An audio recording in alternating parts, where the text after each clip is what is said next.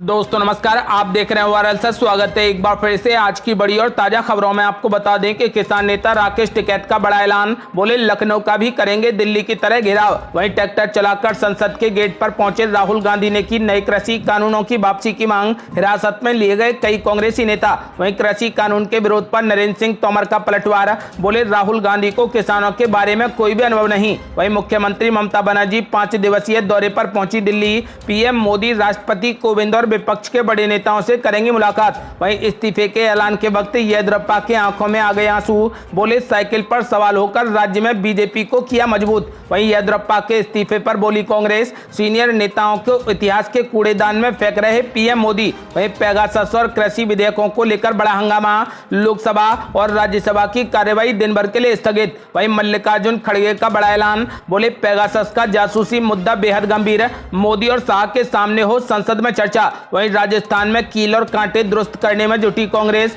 कई बड़े चेहरों की हो सकती है छुट्टी। वहीं येदियुरप्पा के कई मंत्रियों को भी हटाएगी बीजेपी, 1 दर्जन विधायकों को भविष्य की चिंता। और भी बड़ी खबरों को जानने के लिए वीडियो को लाइक कर दें, चैनल को सब्सक्राइब कर लें और घंटी बटन जरूर दबा दें। वहीं पहली बड़ी खबर है, किसान नेता राकेश टिकैत का बड़ा ऐलान, बोले लखनऊ का भी करेंगे दिल्ली की तरह घेराव। जी आपको बता दें कि किसान नेता राकेश टिकैत ने दिल्ली की तरह ही अब लखनऊ को भी घेरने का ऐलान कर दिया। संयुक्त किसान मोर्चा के लीडर राकेश टिकैत ने कहा कि हमने जिस तरीके से दिल्ली को घेरा है, वैसे ही यूपी की राजधानी लखनऊ का भी घेराव किया जाएगा। यूपी चुनाव को देखते हुए ऐसा करने के सवाल पर राकेश टिकैत ने कहा कि हमारा चुनाव से क्या मतलब है, जनता जिससे खुश होगी उसे वोट दे देगी। वहीं पैसा लेकर आंदोलन करने के आरोपों पर राकेश टिकैत ने कहा कि कहां मिल रहा है पैसा, हमें भी दिला दो। टिकैत ने कहा कि हमने जिस तरीके से दिल्ली की सीमाओं को घेर रखा है, वैसे ही हम यूपी की राजधानी लखनऊ का भी घेराव करेंगे। आपको बता दें कि राकेश टिकैत ने कहा कि हमारी लड़ाई बीजेपी से नहीं है, बल्कि मोदी सरकार से है। राकेश टिकैत ने कहा कि हम सरकार के आरोपों से डरने वाले नहीं हैं। उन्होंने एक बार फिर से साफ कर दिया है कि सरकार जब तक तीनों कृषि कानूनों को वापस नहीं लेगी, तब तक आंदोलन जारी रहेगा। उन्होंने कहा कि सरकार एमएसपी के लिए कानून नहीं बना रही है, ये सिर्फ किसानों के लिए ही आंदोलन नहीं है, बल्कि गरीबों मजदूरों के लिए भी आंदोलन है। इसके अलावा राकेश टिकैत ने न्यूज चैनल से बातचीत करते हुए कहा कि 5 सितंबर को मुजफ्फरनगर में महापंचायत का भी ऐलान किया गया है। इस दौरान किसान आंदोलन की आगे की रणनीति तय की जाएगी। लखनऊ का घेराव करने को लेकर राकेश टिकैत ने कहा कि यहां चुनाव होने वाले हैं और हमारे कई मुद्दे हैं। देश में सबसे ज्यादा बिजली यहां है, गन्ने के भुगतान नहीं हो रहे, फसलों के दाम नहीं बढ़ रहे। हम लखनऊ को भी दिल्ली बनाएंगे, इसे भी दिल्ली जैसा बनाएंगे। राकेश टिकैत ने कहा कि हमें राज्यों की राजधानियों को भी दिल्ली बनाना होगा। हालांकि किसान नेता ने लखनऊ में आंदोलन शुरू करने की तारीख का ऐलान नहीं किया है। उन्होंने कहा कि इस आंदोलन का नेतृत्व किसान करेंगे और वही तारीख तय कर लेंगे। आपको बताते चलें कि किसान नेता राकेश टिकैत ने ऐलान कर दिया है कि अब लखनऊ को भी दिल्ली बनाएंगे, यानी जिस तरीके से दिल्ली में आंदोलन छिड़ा है, ऐसा ही आंदोलन लखनऊ में भी छेड़ा जाएगा। आपको बताते चलें कि फिलहाल यूपी में विधानसभा चुनाव आने वाले हैं और राकेश टिकैत का पूरा फोकस चुनावों पर है। आपको बता दें कि उन्होंने ऐलान कर दिया है कि जब तक सरकार कृषि कानूनों को वापस नहीं लेगी, तब तक सरकार को दम नहीं लेने देंगे। यदि आप भी राकेश टिकैत का खुले दिल से समर्थन करते हैं तो इस वीडियो को लाइक कर अपनी राय हमें कमेंट बॉक्स में जरूर दें। और बड़ी खबर, ट्रैक्टर चलाकर संसद भवन के गेट पर पहुंचे राहुल गांधी ने की नए कृषि कानूनों की वापसी की मांग। हिरासत में लिए गए कई कांग्रेसी नेता। ये आपको बता दें कि कांग्रेस के पूर्व अध्यक्ष राहुल गांधी 3 नए कृषि कानूनों के विरोध में सोमवार को ट्रैक्टर चलाकर संसद भवन परिसर के गेट तक पहुंचे और कहा कि केंद्र को इन तीनों काले कानूनों को वापस लेना होगा। उनके साथ मौजूद रहे कई कांग्रेसी नेताओं को पुलिस ने हिरासत में ले लिया। राहुल गांधी जो ट्रैक्टर चला रहे थे, उस पर उनके साथ राज्यसभा सदस्य दीपेंद्र हुड्डा, प्रताप सिंह बाजवा और पार्टी के कुछ अन्य सांसद बैठे थे।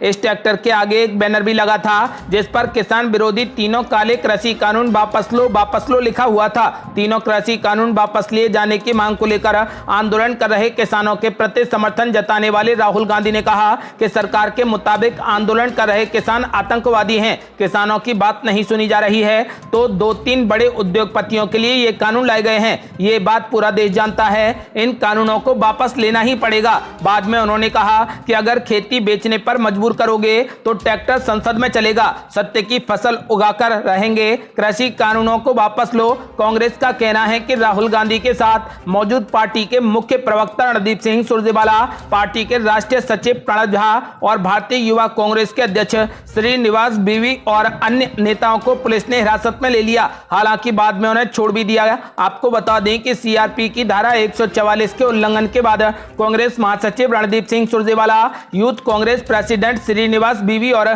कुछ पार्टी कार्यकर्ताओं को हिरासत में लिया गया था। रिहाई के बाद रणदीप सिंह सुरजेवाला ने कहा कि देश के कृषि और कानूनों को और किसानों की सुरक्षा के लिए ये लड़ाई जारी रहेगी। उन्होंने आगे कहा कि उन्हें हमें 7 घंटे तक जेल में रखा, वे हमें 70 सालों तक जेल में रखें, लेकिन काले कानूनों को वापस लेना ही पड़ेगा। तोमर ने कहा कि किसान यूनियन के पास कोई प्रस्ताव नहीं है, इसलिए वो चर्चा करने के लिए नहीं आ रहे। भारत सरकार किसान यूनियन के साथ चर्चा करने के लिए तैयार है। आपको बता दें कि नरेंद्र सिंह तोमर ने ऐलान कर दिया है कि कृषि कानूनों में कोई भी संशोधन हो सकता है, लेकिन कृषि कानून रद्द नहीं किए जाएंगे। और ये बड़ी खबर, मुख्यमंत्री ममता बनर्जी 5 दिवसीय दौरे पर पहुंची दिल्ली। पीएम मोदी, राष्ट्रपति रामनाथ कोविंद और विपक्ष के बड़े नेताओं से करेंगे मुलाकात। ये आपको बता दें कि पश्चिम बंगाल की मुख्यमंत्री और तृणमूल कांग्रेस की अध्यक्ष ममता बनर्जी 5 दिनों के लंबे दौरे पर दिल्ली पहुंच चुकी हैं। दिल्ली में प्रधानमंत्री नरेंद्र मोदी और राष्ट्रपति रामनाथ कोविंद से मुलाकात के अलावा उनका विपक्ष के कई नेताओं से मिलने का भी कार्यक्रम है। दिल्ली पहुंचने के पहले ही ममता बनर्जी ने एक बड़ा राजनीतिक दांव चल दिया है। उन्होंने पेगासस जासूसी कांड की जांच के लिए सुप्रीम कोर्ट के पूर्व न्यायाधीश मदन लोकुल और कोलकाता हाई कोर्ट के पूर्व मुख्य न्यायाधीश ज्योतिर्मय भट्टाचार्य की सदस्यता वाली 2 सदस्यीय जांच आयोग गठित करने का ऐलान किया है। टीएमसी महासचिव और ममता बनर्जी के भतीजे अभिषेक बनर्जी का नाम भी इस जासूसी कांड में आया है। अपनी 5 दिन के दिल्ली प्रवास के दौरान ममता बनर्जी मंगलवार शाम को प्रधानमंत्री नरेंद्र मोदी से राज्य के मसलों पर चर्चा के लिए मुलाकात करेंगी। मई में विधानसभा चुनाव जीतने के बाद दिल्ली में दोनों नेताओं की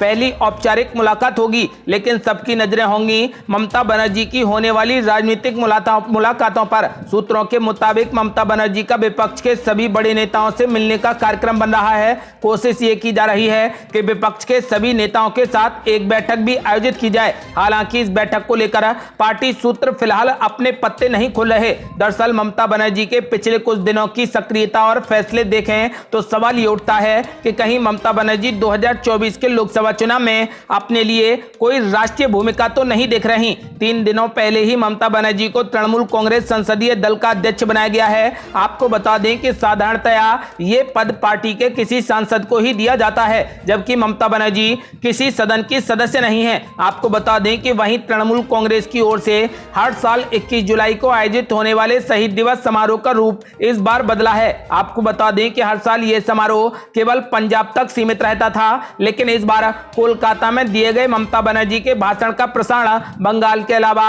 यूपी और गुजरात समेत 6 राज्यों के अलग अलग शहरों में किया गया। 3 दिनों पहले ही ममता बनर्जी को तृणमूल कांग्रेस संसदीय दल का अध्यक्ष बनाया गया है। आपको बता दें कि साधारणतया ये पद पार्टी के किसी सांसद को ही दिया जाता है, जबकि ममता बनर्जी किसी सदन की सदस्य नहीं है। आपको बता दें कि वहीं तृणमूल कांग्रेस की ओर से हर साल 21 जुलाई को आयोजित होने वाले शहीद दिवस समारोह का रूप इस बार बदला है। आपको बता दें कि हर साल यह समारोह केवल पंजाब तक सीमित रहता था, लेकिन इस बार कोलकाता में दिए गए ममता बनर्जी के भाषण का प्रसारण बंगाल के अलावा यूपी और गुजरात समेत 6 राज्यों के अलग अलग शहरों में किया गया। आपको बता दें कि मुख्यमंत्री ममता बनर्जी इस बार प्रधानमंत्री पद की दावेदार हो सकती हैं। और ये बड़ी खबर, आंखों में आंसू लिए बीएस येदियुरप्पा ने दिया मुख्यमंत्री पद से इस्तीफा। बोले साइकिल पर सवार होकर राज्य में बीजेपी को किया मजबूत। ये आपको बता दें कि कई दिनों से चल रही सियासी अटकलों के बीच बीएस येदियुरप्पा ने कर्नाटक के मुख्यमंत्री पद से इस्तीफा दे दिया। ये चौथी बार है जब बीएस येदियुरप्पा ने मुख्यमंत्री पद से इस्तीफा दिया है।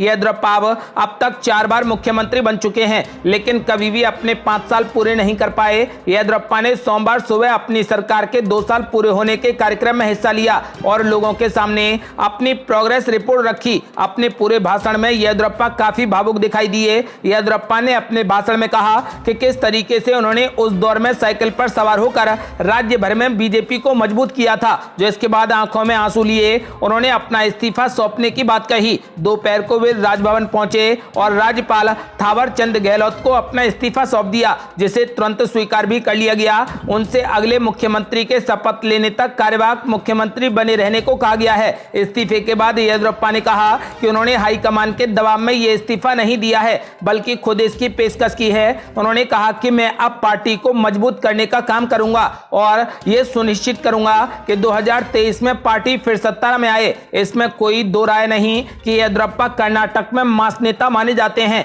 और लिंगानुपात समुदाय से आते हैं। लिंगायत समुदाय हमेशा से बीजेपी का ट्रेडिशनल वोटर रहा है और सत्ता की चाबी भी इसी समुदाय के पास होती है। यही कारण है कि हाईकमान के सामने चेहरा नियुक्त करना चुनौती रही है। लिंगानुपात समुदाय 19% है, ऐसे में उन्हें नाराज करने का सीधा अर्थ यह है कि सत्ता हाथ से गंवाना। यही कारण है कि बीजेपी हर फैक्टर को देखकर चेहरा नियुक्त करेगी। इस्तीफे के साथ ही राज्य में नए मुख्यमंत्री के नाम की गहमागहमी तेज हो गई है। राज्य में खनन मंत्री मुरुगेश निराणी, जो खुद लिंगानुपात भी हैं और आरएसएस के करीबी रहे हैं, वे दिल्ली में हैं। साथ ही राज्य में ब्राह्मण चेहरा प्रहलाद जोशी भी दिल्ली में हैं। इस्तीफे के साथ ही राज्य में नए मुख्यमंत्री के नाम की गहमागहमी तेज हो गई है। राज्य में खनन मंत्री मुरुगेश निराणी, जो खुद लिंगानुपात भी हैं और आरएसएस के करीबी रहे हैं, वे दिल्ली में हैं। साथ ही राज्य में ब्राह्मण चेहरा प्रहलाद जोशी भी दिल्ली में हैं। फिलहाल येदियुरप्पा का इस तरीके से भावुक होना और उनके आंसू बीजेपी को किस दिशा में ले जाएंगे, ये भी सवाल बना हुआ है। लेकिन इतना साफ है कि जिस तरीके से कांग्रेस भी येदियुरप्पा के समर्थन में खड़ी हुई है, अब येदियुरप्पा के इस्तीफे को वो भी बड़ा मुद्दा बनाएगी और राजनीतिक माइलेज लेने की कोशिश करेगी। आपको बता दें कि फिलहाल कर्नाटक का मुख्यमंत्री कौन होगा, इस बारे में कुछ भी स्पष्ट संदेश नहीं है। और बड़ी खबर, येदियुरप्पा के इस्तीफे पर कांग्रेस का बीजेपी पर तगड़ा हमला। कहा, सीनियर नेताओं के इतिहास को कूड़ेदान में फेंक रहे पीएम मोदी। ये आपको बता दें कि भारतीय जनता पार्टी के गद्दावर नेता बीएस येदियुरप्पा ने कर्नाटक के मुख्यमंत्री पद से इस्तीफा दे दिया। कांग्रेस ने उनके इस्तीफे के बाद बीजेपी पर तंज कसा है। कांग्रेस ने कहा कि येदियुरप्पा को जबरन सेवानिवृत्त क्लब में शामिल कर लिया गया है। वे प्रधानमंत्री नरेंद्र मोदी के सबसे ताजा शिकार हैं। पार्टी महासचिव और कर्नाटक प्रभारी रणदीप सिंह सुरजेवाला ने यह भी कहा कि चेहरा बदलने से कर्नाटक में भाजपा का भ्रष्ट चरित्र नहीं बदलने वाला। आपको बता दें कि उन्होंने ट्वीट किया और कहा कि सिर्फ चेहरा बदलने से भाजपा का भ्रष्ट चरित्र नहीं बदलेगा। सच्चाई यह है कि मोदी की आदतन वरिष्ठ भाजपा नेताओं को अपमानित करते हैं और उन्हें इतिहास के कूड़ेदान में डाल देते हैं। आपको बता दें कि सुरजेवाला ने दावा किया है कि मोदी जी का रिकॉर्ड है कि उन्होंने आडवाणी जी, मुरली मनोहर जोशी, केशुभाई पटेल जी, शांता कुमार जी, यशवंत सिन्हा जी और अन्य कई नेताओं को जबरन सेवानिवृत्ति करवाई है। आपको बता दें कि उन्होंने आरोप लगाया कि इस्तीफा देने के लिए आदेश देकर मोदी जी द्वारा येदियुरप्पा को अपमानित किया गया है। वो मोदी जी के सबसे ताजा शिकार हैं और जबरन सेवानिवृत्ति क्लब में सदस्य बने हैं। हम जानते हैं कि अब भाजपा के विधायक नहीं, बल्कि दिल्ली का अधिनायक मुख्यमंत्री का फैसला करता है। आपको बता दें कि फिलहाल मुख्यमंत्री बीएस येदियुरप्पा ने कर्नाटक मुख्यमंत्री पद से इस्तीफा दे दिया है। और बड़ी खबर, पेगासस और कृषि विधेयकों को लेकर बड़ा हंगामा। लोकसभा और राज्यसभा की कार्यवाही दिन भर के लिए स्थगित। यह आपको बता दें कि पेगासस जासूसी मामला, 3 केंद्रीय कृषि कानूनों सहित विभिन्न मुद्दों पर विपक्षी दलों के सदस्यों के हंगामे के कारण सोमवार को लोकसभा की कार्यवाही 3 बार के स्थगन के बाद दिन भर के लिए स्थगित कर दी गई। हालांकि इससे पहले सरकार ने सदन में शोर शराबे के बीच 2 विधेयक भी पारित करा लिए। आपको बता दें कि मानसून सत्र के पहले सप्ताह में भी इन मुद्दों को लेकर सदन की कार्यवाही बाधित रही। सोमवार को सदन की कार्यवाही 3 बार के स्थगन के बाद दिन भर के लिए स्थगित कर दी गई। हालांकि इससे पहले सरकार ने सदन में शोर शराबे के बीच 2 विधेयक भी पारित करा लिए। आपको बता दें कि मानसून सत्र के पहले सप्ताह में भी इन मुद्दों को लेकर सदन की कार्यवाही बाधित रही। सोमवार को सदन की कार्यवाही 3 बार के स्थगन के बाद 3 बजे आरंभ हुई तो विपक्षी दलों के सदस्यों का हंगामा जारी रहा। पीठासीन सभापति रमा देवी ने विपक्षी सदस्यों से अपने स्थान पर जाने और चर्चा में भाग लेने की अपील की। इसके बाद भी हंगामा नहीं थमा। सदन में विपक्षी सदस्यों की नारेबाजी के बीच फैक्टर विनिमय संशोधन विधेयक 2020 और राष्ट्रीय खाद्य उद्यमिता और प्रबंधन संस्थान विधेयक 2021 पारित किए गए। दोनों विधेयकों को पारित करने के बाद के दौरान विपक्षी सदस्यों ने तानाशाही नहीं चलेगी के नारे लगाए। इससे पहले हंगामे के बीच ही वित्त मंत्री निर्मला सीतारमण ने दिवाला और शोधन अक्षमता संहिता विधेयक 2021 पेश किया और मसूर दाल पर आयात शुल्क घटाकर शून्य करने तथा मसूर की दाल पर कृषि बुनियादी ढांचा विकास उपकार को भी आधा कर 10% करने संबंधी अधिसूचना को पेश किया। आपको बता दें कि कार्यवाही शुरू होने पर लोकसभा अध्यक्ष ओम बिरला ने करगिल विजय दिवस पर भी वीर सैनिकों का स्मरण किया। सदन में सदस्यों ने कुछ पल मौन रखकर मातृभूमि की रक्षा के लिए सर्वोच्च बलिदान देने वाले सैनिकों के प्रति सम्मान प्रकट किया। अध्यक्ष बिरला ने ओलंपिक में महिलाओं की 49 किलोग्राम वर्ग भारोत्तोलन स्पर्धा में रजत पदक जीतने वाली मीराबाई चानू की उपलब्धि का जिक्र किया और सदन तथा अपनी ओर से उन्हें बधाई दी। आपको बता दें कि फिलहाल हंगामे के बीच सोमवार को लोकसभा और राज्यसभा की कार्यवाही पूरे दिन बाधित रही। और ये बड़ी खबर, मल्लिकार्जुन खड़गे का बड़ा ऐलान, बोले पेगासस का जासूसी मुद्दा बेहद गंभीर, मोदी और शाह के सामने हो संसद में चर्चा। ये आपको बता दें कि राज्यसभा में विपक्ष के नेता मल्लिकार्जुन खड़गे ने कहा कि टेपिंग जासूसी का मामला अत्यंत गंभीर है और प्रधानमंत्री नरेंद्र मोदी और गृह मंत्री अमित शाह की मौजूदगी में संसद में इस पर बहस होनी चाहिए। खड़गे ने आरोप लगाया और कहा कि यह बहुत गंभीर मुद्दा है और इसकी जांच होनी चाहिए, लेकिन उससे पहले इस पर संसद में चर्चा जरूरी है। इस बारे में उन्होंने पहले सभापति तथा बाद में उपसभापति से नियम 167 के तहत बहस कराने की मांग की। उन्होंने कहा कि सरकार को संसद में प्रश्नकाल, शून्यकाल तथा अन्य सभी कार्यवाही को स्थगित कर इस मुद्दे पर बहस करानी चाहिए। खड़गे ने कहा कि इस पूरे प्रकरण की उच्चतम न्यायालय के न्यायाधीश की निगरानी में जांच होनी चाहिए और प्रधानमंत्री तथा गृह मंत्री को इस बारे में चर्चा के दौरान संसद में मौजूद रहना चाहिए। अगली बड़ी खबर, राजस्थान में कील और कांटे दुरुस्त करने में जुटी कांग्रेस, कई बड़े चेहरों की छुट्टी तय। ये आपको बता दें कि राजस्थान में मंत्रिमंडल विस्तार, फेरबदल, राजनीतिक नियुक्तियों और जिला अध्यक्ष, ब्लॉक अध्यक्ष के मसले पर विधायकों से संवाद करने के लिए प्रभारी अजय माकन 2 दिवसीय जयपुर दौरे पर आ रहे हैं। माना जा रहा है कि राजस्थान को लेकर प्रभारी अजय माकन और संगठन महासचिव केसी वेणुगोपाल ने रिपोर्ट कार्ड तैयार कर लिया है। इसी रिपोर्ट कार्ड के आधार पर मंत्रिमंडल विस्तार और फेरबदल का पूरा का तैयार है। बस विधायकों से संवाद के बाद तारीख का ऐलान हो जाएगा। माकन और वेणुगोपाल की रिपोर्ट कार्ड में परफॉर्मेंस के आधार पर कई दिग्गज मंत्रियों की छुट्टी हो सकती है। कहा जा रहा है कि सोनिया गांधी 5 अगस्त को विदेश जा रही हैं। ऐसे में उस दौरे से पहले राजस्थान में मंत्रिमंडल विस्तार, फेरबदल होना तय है। एक दिन पहले मुख्यमंत्री अशोक गहलोत से मंत्रणा कर दिल्ली लौटे प्रभारी अजय माकन अब एक दिन बाद फिर से 2 दिवसीय जयपुर दौरे पर आ रहे हैं। आपको बता दें कि फिलहाल राजस्थान में कील और कांटे कांग्रेस दुरुस्त करने में जुट गई है और कई बड़े नेताओं की छुट्टी होना लगभग तय हो गया है। ये थी अब तक की बेहद बड़ी खबरें। यदि आप भी चाहते हैं कि भारत जल्द से जल्द कोरोना मुक्त हो जाए तो इस वीडियो को लाइक कर अपनी राय हमें कमेंट बॉक्स में जरूर दें। यदि आपने अभी तक हमारे चैनल को सब्सक्राइब नहीं किया है तो कृपया चैनल को सब्सक्राइब कर घंटी बटन जरूर दबा दें। जल्दी मिलते हैं बड़ी अपडेट के साथ, तब तक के लिए जय हिंद, जय भारत।